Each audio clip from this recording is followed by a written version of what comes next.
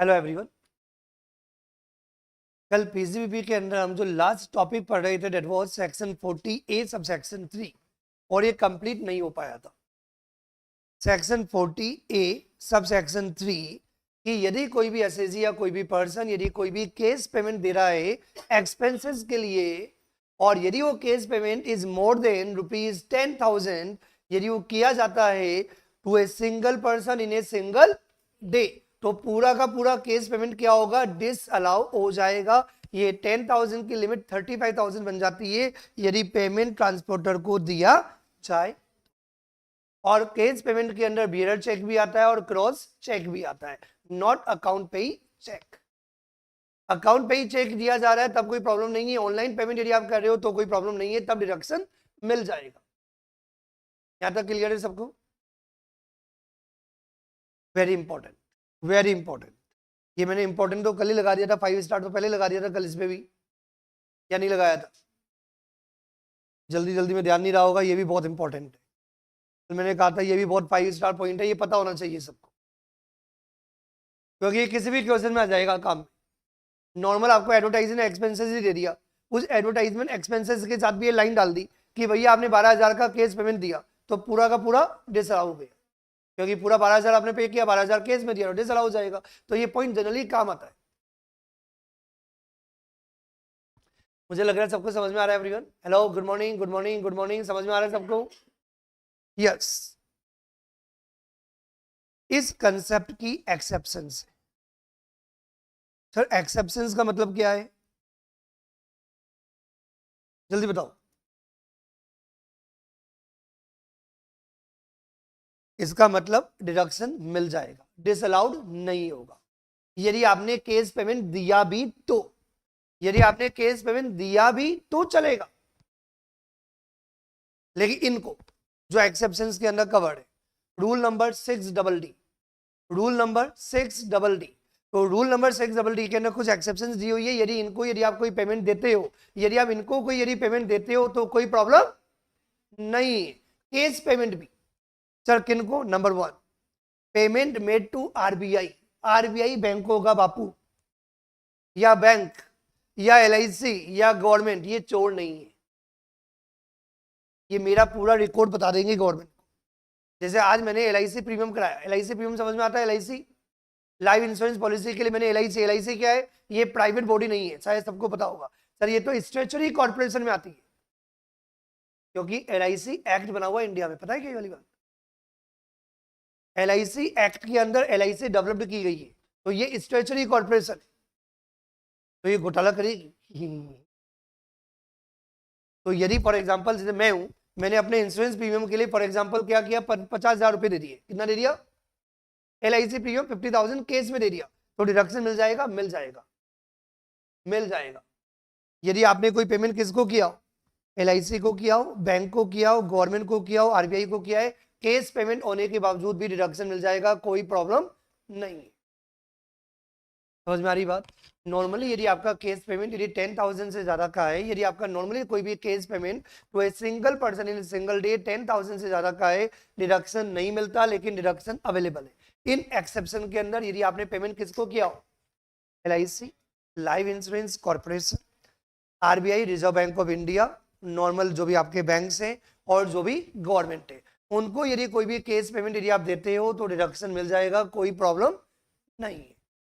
Second, ये तो but obvious है, ये लॉजिकल है, ये तो मैंने आपको पहले ही बता दिया कि यदि आपने कोई भी payment NEFT, RTGS, debit card, credit card, ECS, UPI, Bhim, ये सब ऑनलाइन मोड होते हैं जहां पे प्रॉपर रिकॉर्डिंग होती है कि पेमेंट कहां से आया और पेमेंट कहां गया।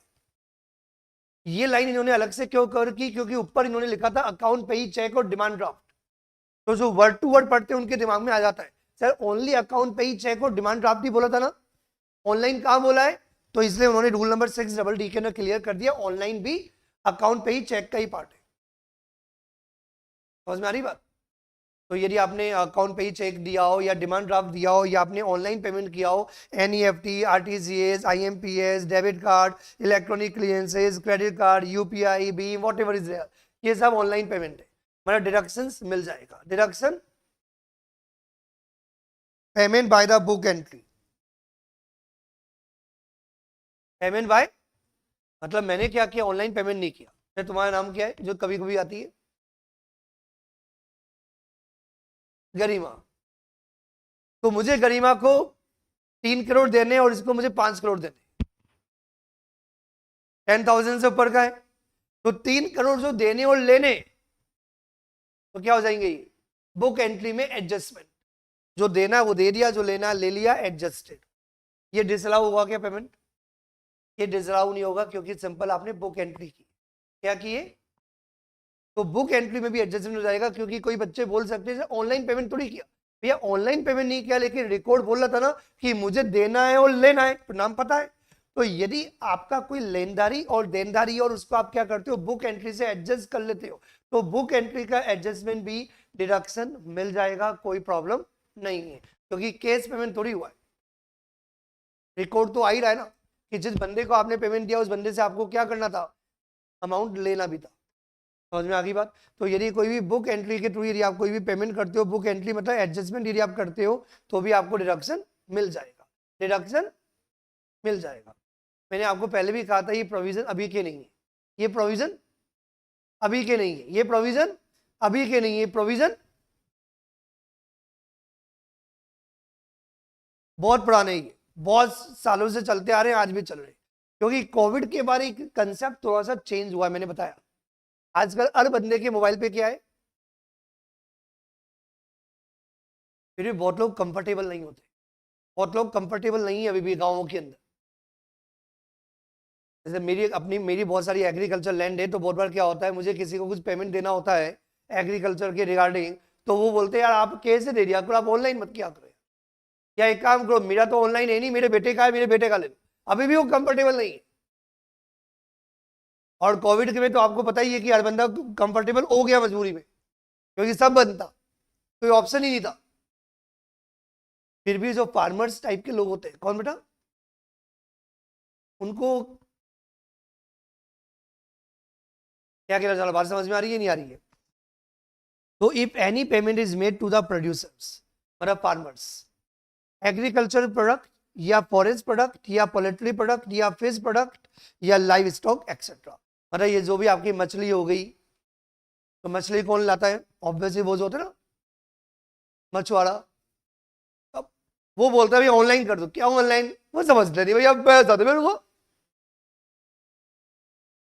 केस सही है भैया, दारू पीनी रात में। क्या कह रहा हूं, बात समझ में आ रही है कि नहीं आ रही है? तो गवर्नमेंट को भी पता है, लेकिन मेरा सुनना बात ध्यान से, जो भी आपके एग्रीकल्चर प्रोडक्ट्स है, एग्रीकल्चर प्रोडक्ट समझ में आ गया, तो एग्रीकल्चर प्रोडक्ट्स हो गए, फॉरेस्ट प्रोडक्ट्स हो गए, पोल्ट्री प्रोडक्ट्स हो गए, फिश प्रोडक्ट्स हो गए, तो इनके जो प्रोड्यूसर को जो पेमेंट किया जाता है, जैसे मैंने गेहूं खरीदा, क्या किया, क्योंकि मेरा काम है आटे का, कौन सा काम है, चिन्ह आटा, आशीर्वाद आटे का कोई एडवर्टाइजमेंट दूं बेटा मैं? तो आपको पता है आजकल रेडीमेड आटा बहुत सारे मार्केट में अवेलेबल होते हैं, तो ये आटा जो बिजनेस आप करते हो, तो आटे वाले को क्या खरीदना पड़ता है, गेहूं खरीदना पड़ता है। तो ये गेहूं किससे खरीद सकते हैं, ये डायरेक्टली फार्मर से भी खरीद सकते हैं, और ये डायरेक्टली होलसेलर और रिटेलर से भी खरीद सकते हैं। तो पॉइंट टू बी नोटेड, यदि आप डायरेक्टली फार्मर से खरीद रहे हो, किससे खरीद रहे हो, होलसेलर रिटेलर को तो केस पेमेंट नहीं देना पड़ेगा, उनको तो आपको ऑनलाइन ही करना पड़ेगा। मैं किसकी बात कर रहा हूं, ओनली, हाँ, यदि आप मछली मछुआरे से लेते हो तो केस पेमेंट भी चलेगा, और यदि मछली खरीदते हो फ्रॉम द रिटेलर, पता ना मच्छी बाजार जिसे बोलते हैं, तो वहां से यदि आपने खरीदी तब बात अलग है। तो यहाँ पे what is important word, producers, यहाँ पे क्या इंपॉर्टेंट वर्ड है। तो यदि कोई भी एग्रीकल्चर या फॉरेस्ट या पोल्ट्री या फिश प्रोडक्ट्स परचेज करने के लिए आपने डायरेक्टली प्रोड्यूसर को जो भी आपने पेमेंट दिया, किसको पेमेंट दिया, प्रोड्यूसर को यदि आपने पेमेंट दिया, तो चाहे केस पेमेंट ही आपने क्यों ना दिया हो, 2 लाख 3 लाख का दिया हो, कोई प्रॉब्लम नहीं है, डिडक्शन मिल जाएगा। समझ में आ रहा है?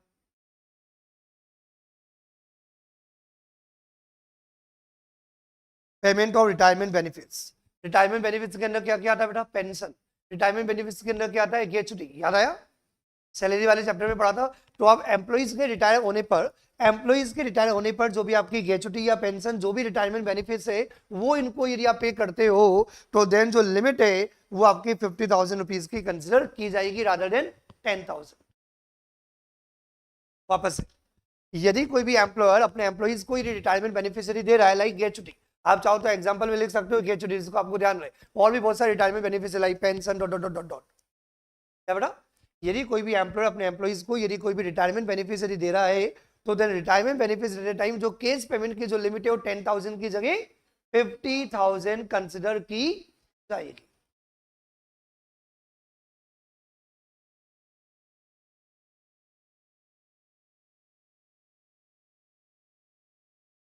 कोई डाउट तो एनीवन? आज फॉर एग्जांपल एक पर्सन है दिल्ली में, यार जयपुर में जॉब करता है, हाँ जॉब करता है दिल्ली में या जयपुर में जॉब करता है, उसको आपने क्या किया, मेघालय भेज दिया, कहाँ भेज दिया, आउटर एरिया में। अब किसी आउटर एरिया में यदि आप जॉब करने के लिए उसको भेज देते हो, तो उस केस में हमें क्या देना पड़ता है, भैया एक काम कर केस ले जाओ, क्योंकि आप किसी नई जगह गए और उसने मना कर दिया भैया यहाँ ऑनलाइन नहीं चलता, या ऑनलाइन चलता भी हो तो इंटरनेट ही नहीं है, पेमेंट कैसे करोगे, बिना इंटरनेट के पेमेंट हो जाता है, हेलो, बिना इंटरनेट के पेमेंट होता है, नहीं होता ना। तो यदि आपको पता है बहुत जगह नेटवर्किंग की प्रॉब्लम आती है ना, फिर क्या करोगे, इसलिए तो यदि आपने किसी पर्सन को अपनी नॉर्मल प्लेस ऑफ ड्यूटी से यदि बाहर भेजा और 15 डेज और 15 डेज से ज्यादा के लिए, तो उस केस में यदि आप कोई भी केस पेमेंट देते हो उसको, तो भी चलेगा। नहीं समझ में आया बेटा? आपका कोई एम्प्लॉई है, वो एम्प्लॉई नॉर्मल प्लेस पे ड्यूटी कराता है, उस नॉर्मल प्लेस के लिए आपने उसको 15 दिन या 15 दिन से ज्यादा के लिए कहीं और भेजा, तो ऑब्वियसली उसको सैलरी किस में चाहिए होगी, केस में चाहिए होगी, क्योंकि जिससे कि वो अपने एक्सपेंसेस मीट आउट कर पाए, क्योंकि नई जगह पे क्या पता ऑनलाइन प्रॉब्लम हो। समझ में आ रही बात? जैसे आपको पता होगा आजकल अपन जनरली मनी कैरी नहीं करते, क्योंकि जयपुर में तो मनी कैरी नहीं करते, लेकिन यदि आप नई जगह जाते हो तो आप अलर्ट हो जाते हो, अब आप 5-10 हजार रुपये तो लेके चलते हैं केस, क्या पता वहां पे ऑनलाइन ना ले, ऑनलाइन एक्सेप्ट नहीं हो, सामने वाला मना कर दे, नेटवर्किंग की प्रॉब्लम हो, तो भैया आप ये थोड़ी कि सड़क में सोंगे, क्योंकि होटल तो मिलेगा नहीं, होटल वाला बोलता है पेमेंट, तो नेटवर्क तो चल ही नहीं रहा, सो जा बाहर, सो जा नाले में। तो आपको पता है अब कहीं भी बाहर जाऊंगे तो केस लेके जाऊंगे, कोई घूमने जाता होगा उसको मेरी बात समझ में आ रही होगी बहुत ज्यादा, यानी नई जगह जा रहे हो, आप ऐसे जगह जा रहे हो जिसके बारे में आपको पता ही नहीं है, तो बोलते हैं केस सेफ होता है तो डर नहीं। क्या कहना चाह रहा हूं, क्योंकि खर्चों के लिए पैसा तो चाहिए ही होगा ना, इसे एम्प्लॉय भी एम्प्लॉय को क्या दे रहा है, तुम्हारे खर्चे के लिए केस दे देता हूं, क्या दे देता हूं, या पेमेंट आप केस में तब भी दे सकते हो ऐसे प्लेस पे जहां पे बैंक की फैसिलिटी अवेलेबल नहीं है। वैसे बैंक की फैसिलिटी आज इंडिया के अंदर काफी डेवलप हो चुकी है, लेकिन ये प्रोविजन बहुत पुराना है और अभी भी बहुत सारे एरियाज के अंदर बैंकिंग फैसिलिटी अवेलेबल नहीं है, इसलिए पूरे इंडिया की बात कर रहा हूं, इंडिया बहुत बड़ा है।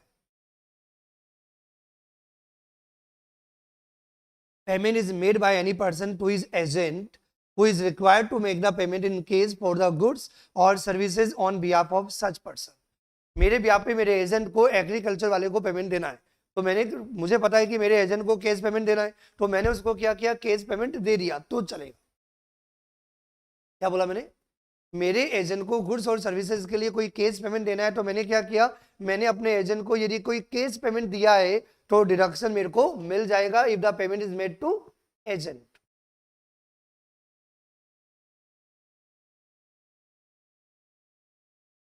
आई think section 40A subsection 3 is clear to everyone.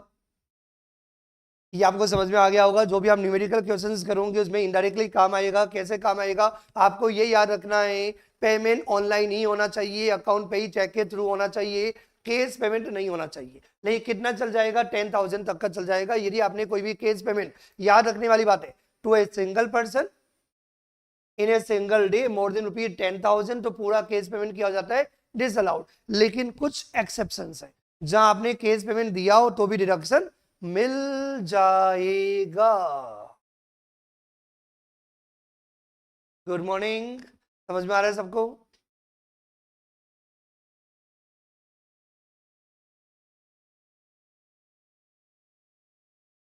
Section 40A subsection 7, section 40A subsection 7 provision of gratuity not allowed, provision of gratuity not allowed. मैंने पहले भी आपको शायद बताया था, याद होगा, provision no no no no no no no no no, जब पे करोगे तभी डिडक्शन मिलेगा।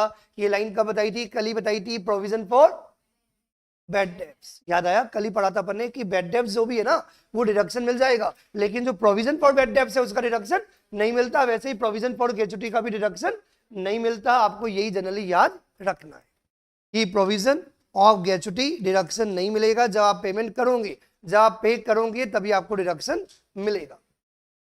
Now we come to question number 23। यदि एग्जाम में सेक्शन 40A सबसेक्शन 2 यदि अलग से आता है तो आपको समझ में आ जाएगा। 40A सबसेक्शन 2 में आपको करना क्या है कि जो भी आपने रिलेटिव को पेमेंट किया है, तो रिलेटिव को जितना आपने पेमेंट किया है पूरा पार्ट नहीं, ओनली अनरीजनेबल इस पेमेंट का डिडक्शन इज अलाउड हो जाएगा, मतलब डिडक्शन नहीं मिलेगा।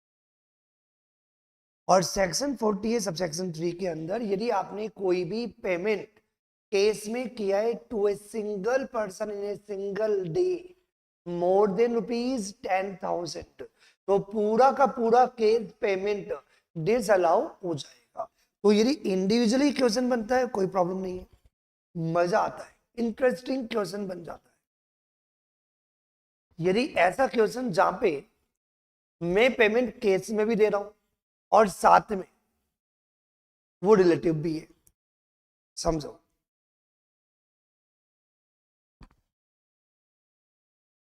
ये बिजनेसमैन है, राइट,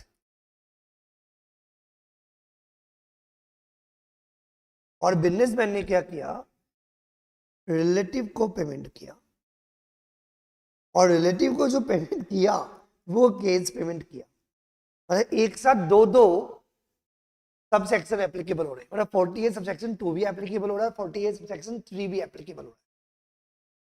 यदि कोई बिजनेसमैन किसी रिलेटिव को पेमेंट देता है तो उसके लिए अप्लाई होता है 40A सबसेक्शन 2, और यदि आप केस पेमेंट देते हो तो उसके लिए अप्लाई होता है 40A सबसेक्शन 3।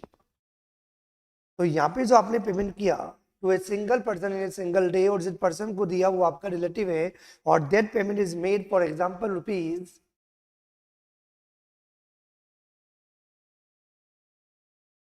19,000 रुपीज। कितना पेमेंट दिया? 19,000 रुपीज का।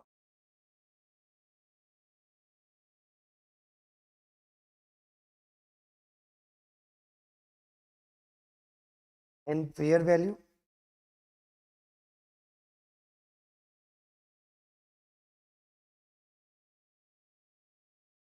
₹12,000। Fair value is 12,000 rupees.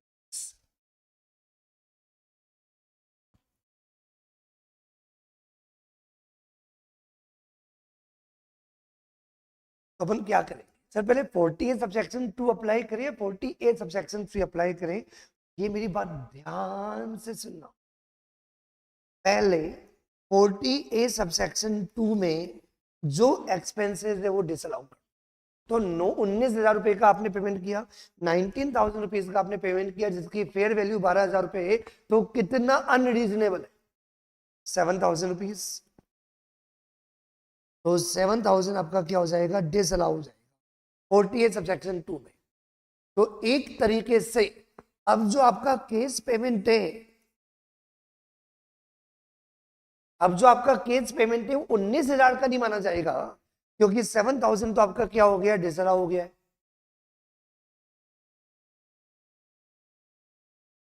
तो ये केस पेमेंट कितना हो गया? 12,000 रुपए। और ये 12,000 का जो केस पेमेंट है ये क्या है? मोर देन ₹10,000। तो ये भी क्या हो जाएगा? डिसअलाउ। एक एग्जांपल और देता हूं, ज्यादा बेटर समझ में आएगा। फॉर एग्जांपल, यदि आपने किसी रिलेटिव को केस पेमेंट किया और that payment is made 24,000 rupees, and उसका जो फेयर वैल्यू है वो है फॉर एग्जांपल 9,000 रुपीज। तो ऐसे नहीं करना सर, केस पेमेंट 24,000 है, 10,000 से ज्यादा है तो पूरा का पूरा डिसअलाउड है ना? ना ना बेटा सुनो, पहले 40A सबसेक्शन 3 अप्लाई नहीं करना, पहले देखना है 40A subsection 2। This is very important. यदि किसी क्वेश्चन के अंदर यदि आप केस पेमेंट भी दे रहे हो, रिलेटिव को दे रहे हो, मतलब 48 सबसेक्शन 2 भी और 48 सबसेक्शन 3 भी दोनों यदि आ रहे हैं, तो पहले क्या करना है, 48 सबसेक्शन 2, उसके बाद 48 सबसेक्शन 3। तो आप ध्यान से देखना, बड़ा इंटरेस्टिंग है ये। 48 सबसेक्शन 2 के अकॉर्डिंग आपने कितना एक्सेस पेमेंट किया, आपने पेमेंट किया 24,000 रुपीज, 9,000 रुपीज फेयर वैल्यू है, तो जितना अनरीजनेबल पेमेंट है, कितना अनरीजनेबल है, जल्दी बताओ बेटा, कितना अनरीजनेबल है, 15,000 रुपीज। ये क्या हो जाएगा, डिस अलाउ, ये क्या हो जाएगा, डिस अलाउ।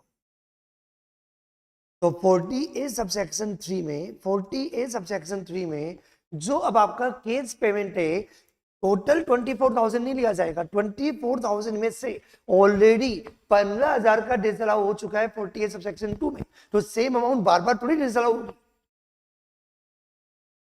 टोटल 24,000 का पेमेंट दिया, तो 24,000 दोनों जगह थोड़ी लिया जाएगा, 48 2 में भी 24 ले लो और 48 3 में भी 24 ले लो, ऐसा थोड़ी पॉसिबल। तो जब 24,000 में से आपका 15,000 का डिसअलाउ कर चुके हो, तो अब आपका एक्सपेंसेस कितना है, 9,000। तो ये जो 9,000 का जो केस पेमेंट है, 24,000 नहीं, 9,000। अभी मैंने क्या बोला, पहले सबसेक्शन 2 डिसअलाउ करने के बाद देखना है, तो अब ये पेमेंट कितना रहेगा, 9,000। 9,000 मतलब does not exceed rupees 10,000, not disallow, कुछ भी डिसअलाउ नहीं होगा, मीन्स ओनली 15,000 रुपए डिसअलाउ, ओनली 15,000 रुपए डिसअलाउ होंगे। अब एक काम करते हैं, साथ में क्वेश्चन पढ़ते हैं, इंटरेस्टिंग है। Messrs XYZ A firm, messrs XYZ firm constituting the partners, मतलब ये फर्म है, उसमें 3 पार्टनर है, X, Y और Z, is engaged in the wholesale business of the electronic and made the following payment on the day, क्योंकि एक requirement होती है सिंगल डे और सिंगल पर्सन। तो एक दिन 1 दिसंबर 2025 को आपने ये पेमेंट की है, लेकिन डिफरेंट डिफरेंट पार्टीज को की है। सर यहाँ पे कितनी पार्टीज दी हुई है, टोटल 4 पार्टीज दी हुई है, Raj limited, PQR and company, mister Bansal और मिस्टर बंसल, ये दोनों एक ही पर्सन है, तो इनको अपन एक साथ ऐड करके देखेंगे, सिंगल पर्सन। तो मिस्टर बंसल, चाहे बिल नंबर 100 हो, चाहे बिल नंबर 101 हो, चाहे कितने ही बिल्स, बिल्स इंपॉर्टेंट नहीं है, सिंगल डे 1 दिसंबर 2025, 1 दिसंबर 2025, single day, single person mister Bansal, साथ में देखा जाएगा। और फोर्थ क्या हो जाएगा, Shiv transporter, that is a fourth. Old 25% equity shares of Raj limited. Okay, आपको रिलेटिव की डेफिनेशन पता है, तो रिलेटिव की डेफिनेशन के अंदर दिया है in case of partnership firm, क्योंकि यहाँ पे बिजनेसमैन कौन है, पार्टनरशिप फर्म, तो पार्टनरशिप फर्म के लिए रिलेटिव कौन माना जाएगा, स्पेसिफाइड पर्सन कौन माना जाएगा, सर स्पेसिफाइड पर्सन माने जाएंगे उसके पार्टनर्स और पार्टनर्स के रिलेटिव्स। और साथ में एक पॉइंट और दिया हुआ है, क्या पॉइंट दिया हुआ है, कि यदि वो या उसके रिलेटिव का यदि किसी कंसर्न में कोई सब्सटेंशियल इंटरेस्ट हो, तो ये भी क्या माने जाते हैं, रिलेटिव माने जाते हैं। तो यहाँ पे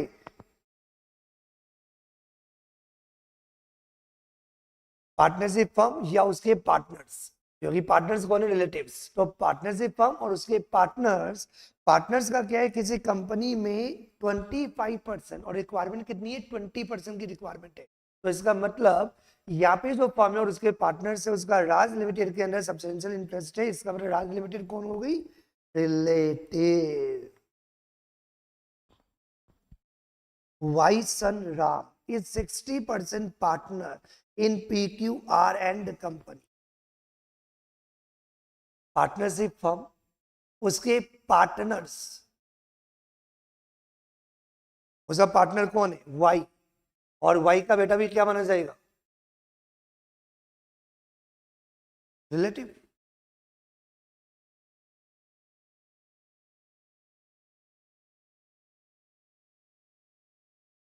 तो कैसे पता चला, पार्टनरशिप फर्म एंड रिलेटिव्स।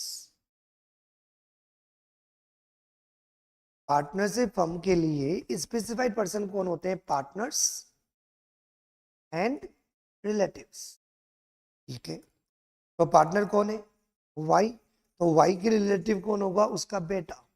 तो पार्टनर या उसके रिलेटिव, पार्टनर या उसके रिलेटिव, पार्टनर या उसके रिलेटिव का यदि किसी भी कंसर्न में यदि 20% और मोर यदि इंटरेस्ट है, तो यहाँ पे पार्टनर्स का या उसके बेटे का भी यदि पीक्यूआर एंड कंपनी में यदि सब्सटेंशियल इंटरेस्ट है, मतलब 20% और मोर, और जबकि कितना है? 60%, तो ये भी क्या माने जाएंगे? Relative. Mister Bansal, mister Bansal is the father of Z, ये भी कौन होंगे? पार्टनर का पापा। पार्टनर का पापा ऑब्वियसली रिलेटिव। सिर्फ ट्रांसपोर्टर के लिए कोई भी इंफॉर्मेशन नहीं है, तो ये नॉन रिलेटिव है। कौन है ये? Non relative. और इस क्वेश्चन के अंदर क्या दे रखा है? कुछ पेमेंट आपने केस में भी कर रखे हैं, वो भी देखना होगा, और साथ में रिलेटिव्स भी देखना पड़ेगा। तो लेकिन लेकिन लेकिन लेकिन लेकिन लेकिन लेकिन लेकिन 40A सबसेक्शन 3 आपको बाद में कंसिडर करना है। पहले आपको जो कंसिडर करना है वो क्या कंसिडर करना है? 40A subsection 2। और 2 किसका है? स्पेसिफाइड पर्सन का है। 2 किसका है? स्पेसिफाइड पर्सन का, दैट इज द रिलेटिव का है। तो रिलेटिव को जितना अनरीजनेबल पार्ट, क्या बेटा? रिलेटिव को जितना अनरीजनेबल आपने पेमेंट किया वो क्या हो जाएगा? डिसअलाउ हो जाएगा।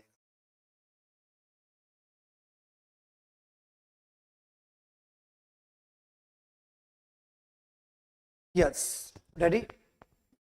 पहला पॉइंट साथ में करेंगे अपन। पहला पॉइंट, राज लिमिटेड। राज लिमिटेड जो रिलेटिव है उसने केस पेमेंट किया। कितना पेमेंट किया? 80,000 रुपीज, फेयर वैल्यू 10,000 रुपीज। ओ 80,000 का केस पेमेंट कर रहे हो, 10,000 रुपीज का फेयर वैल्यू है। इट मींस आपने अनरीजनेबल पेमेंट कितना किया? अनरीजनेबल पेमेंट कितना है बेटा? 80 का पेमेंट दे रहे, बोलो बेटा 80 का पेमेंट दिया, 10,000 फेयर वैल्यू बनती है पेमेंट की, तो इसका मतलब 70,000 रुपीज। 70,000 रुपीज अनरीजनेबल, यस और नो? तो 40 सबसेक्शन 2 क्या कहता है?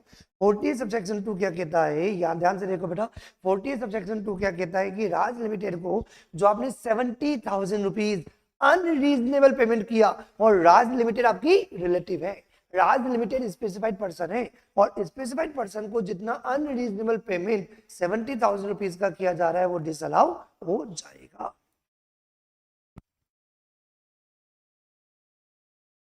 तो 80 में से 80,000 में से 70,000 तो आपका 48 सबसेक्शन 2 में पोस्टमार्टम हो गया। तो आपने जो केस पेमेंट किया, अब केस पेमेंट पे पॉइंट टू बी नोटेड, यही पॉइंट है जो आपको ध्यान देना है कि अब 48 सबसेक्शन 3 के लिए 80,000 का पेमेंट कंसिडर नहीं करना। 48 सबसेक्शन 3 के लिए आप क्या कंसिडर करोगे कि 80,000 का पेमेंट किया, 70,000 का पोस्टमार्टम आपने 48 2 में कर लिया, तो बचा कितना अमाउंट? 10,000। ये 10,000 का केस पेमेंट है, और ये 10,000 का केस पेमेंट कितना बेटा? Up to rupees 10,000, up to rupees 10,000।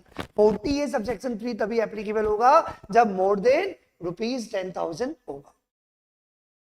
और यदि केस पेमेंट 10,000 रुपीज का है, जो यहाँ पे 10,000 से ज्यादा है ही नहीं, तो कुछ भी डिसअलाउड नहीं होगा। समझ में आई बात? यदि अपन डायरेक्टली 80,000 कंसिडर कर लेते तो पूरा का पूरा 48 सबसेक्शन 3 के अंदर डिसअलाउ हो जाता।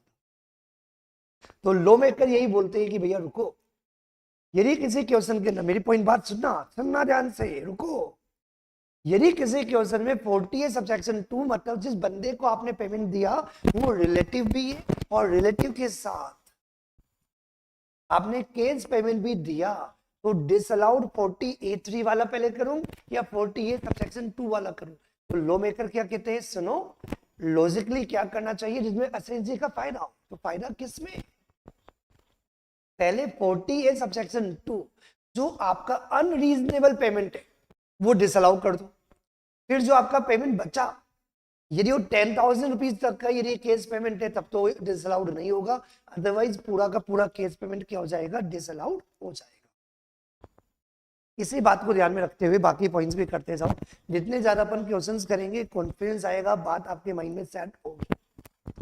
PQR एंड कंपनी मैंने पहले ही बता दिया कि रिलेटिव है, PQR एंड कंपनी मैंने पहले ही बता दिया रिलेटिव है, और जो पेमेंट आपने किया वो अकाउंट पे ही चेक किया, अकाउंट पे ही चेक किया, इसका मतलब 48 सबसेक्शन 3 अप्लाई नहीं होगा। लेकिन 48 सबसेक्शन 3 तो अप्लाई नहीं होगा क्योंकि केस पेमेंट नहीं है, अकाउंट पे ही चेक के थ्रू किया, लेकिन आपने पेमेंट किसको किया, रिलेटिव को किया। किसको किया, रिलेटिव को किया। और रिलेटिव को यदि पेमेंट किया तो क्या होगा, unreasonable part means 65 sir unreasonable भी नहीं है क्योंकि पेमेंट किया 65,000 रुपीज का और फेयर वैल्यू भी कितनी है 65, तो देयर इज नो अनरीजनेबल, तो बिल्कुल भी डिसअलाउड नहीं होगा रे भैया। समझ में आया सर, अब मजा आ रहा है। मैंने पहले ही बोला जितना इनकम टैक्स पढ़ने में मजा आएगा ना उतना किसी भी सब्जेक्ट को पढ़ने में मजा नहीं आएगा।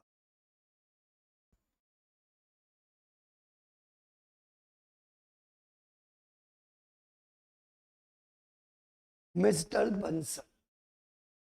बंसल दो बिल है 100 और 101 दोनों का आपने कंबाइन पेमेंट किया एक ही दिन, सिंगल डे सिंगल पर्सन, तो मैंने दोनों को क्लब करके देखूंगा। क्लोज्ड चेक ये भी केस माना जाता है और ये भी केस माना जाता है, ये तो मैं ऑलरेडी बता चुका हूं। और ये पेमेंट कितने है 15,000, 8,000 डिसअलाउड है, 5,000, 8,000। ओके, आपको पहले पोस्टमार्टम कितना करना होता है, पहले पोस्टमार्टम करना होता है आपको 48 सबसेक्शन 2 का। वेरी गुड, तो 48 सबसेक्शन 2, 48 सबसेक्शन 2 15,000 का पेमेंट किया, 8,000 का फेयर वैल्यू है, इसका मतलब 7,000 रुपीज आपका डिसअलाउड जाएगा। और यहाँ पे अमाउंट आपने पे किया 5,000 और 8,000 का फेयर वैल्यू, मतलब पेमेंट आपने ज्यादा ही किया, कम किया है, तो डिसअलाउड वाली बात ही नहीं होती।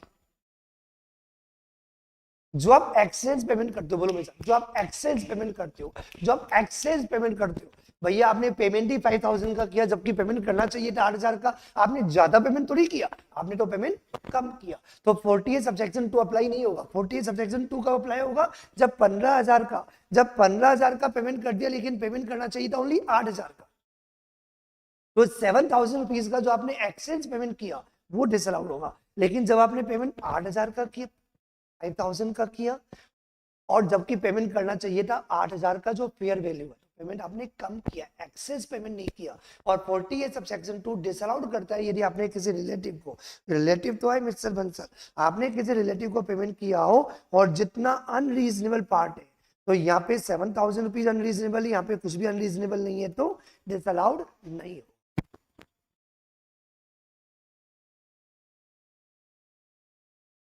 समझ में आ रही बात। अब आपका जो पेमेंट है, टोटल केस पेमेंट आपका 20,000 रुपीज है, जिसमें से डिसअलाउड आपका कितना हो गया है 7,000 रुपीज।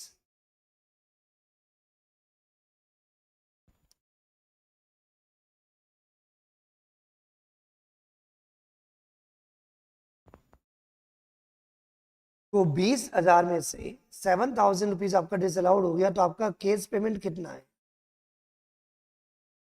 जो केस पेमेंट है वो 13,000 रुपए का है। केस पेमेंट कितना है 13,000 रुपए का है, जो 10,000 से ज्यादा है, 10,000 से ज्यादा है, 10,000 से ज्यादा है, तो पूरा का पूरा अमाउंट क्या हो जाएगा डिसअलाउड। देख लो ध्यान से,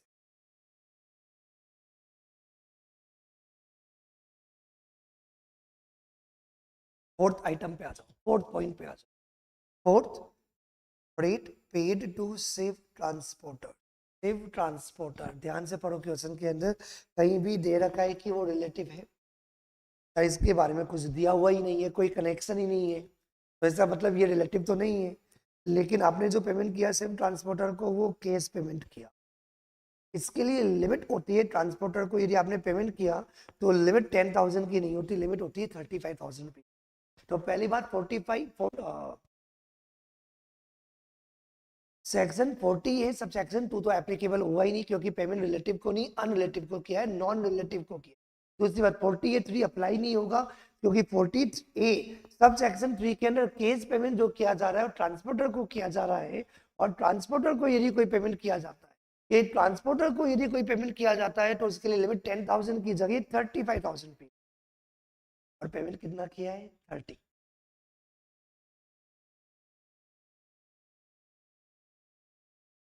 तो डिसअलाउड नहीं होगा। डिसअलाउड, समझ में आ गई बात। एक बार पूरा क्वेश्चन देख लेना। यहाँ पे ये दिया हुआ है 40 है सबसेक्शन 2 के अंदर टोटल कितना डिसअलाउड हुआ और 40 है सबसेक्शन 3 के अंदर कितना डिसअलाउड हुआ। समझ में आ गई बात? बाकी अपन कल कंटिन्यू करेंगे। By two all of you, have a good